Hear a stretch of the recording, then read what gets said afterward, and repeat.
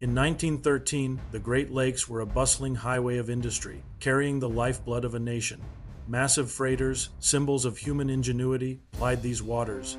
Among them, the Charles S. Price, a titan of the waves, stood ready at an Ohio dock.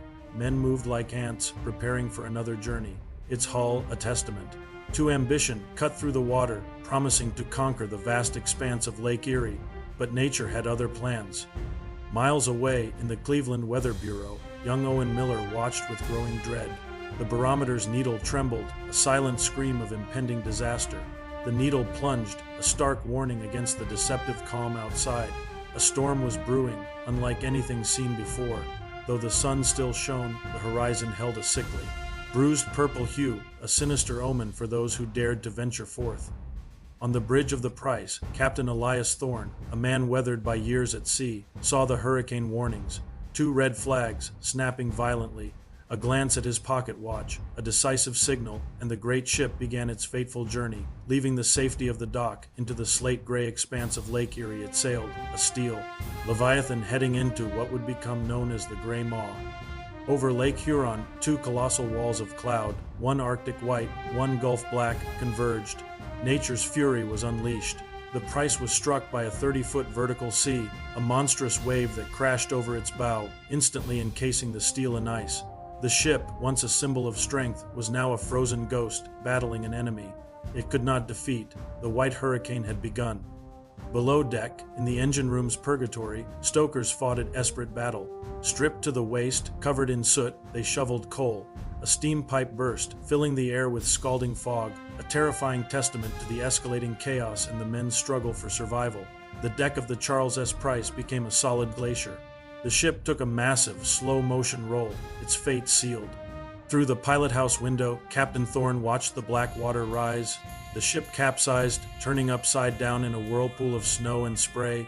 The lights flickered and died, leaving only the moonlight on the foam. An eerie silence descended, marking the ship's tragic end. In Port Huron, Cassie Thorne kept a lonely vigil. Wrapped in a heavy shawl, she stared out at a wall of white, waiting for news that might never come. Below, streetlights encased in ice glowed like alien orbs, illuminating a world transformed by the storm's icy grip. Sunrise on an Ontario beach revealed the grim aftermath. Dozens of bodies, encased in translucent ice shrouds, washed ashore. Some wore Price lifebelts, others Regina. Frozen in an embrace of survival, they bore witness to the storm's indiscriminate wrath.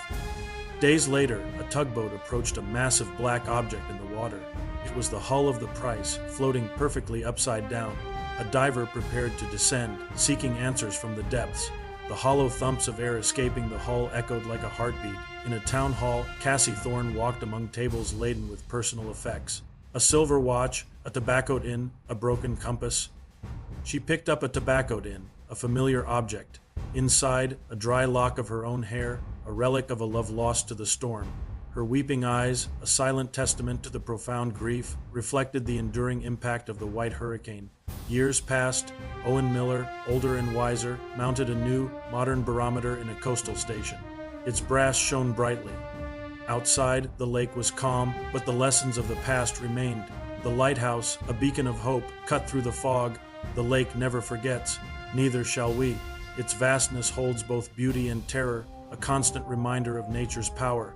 Deep below, the rusted, silent skeleton of the Charles S. Price rests on the lakebed, a home for fish, an eternal monument to the white hurricane.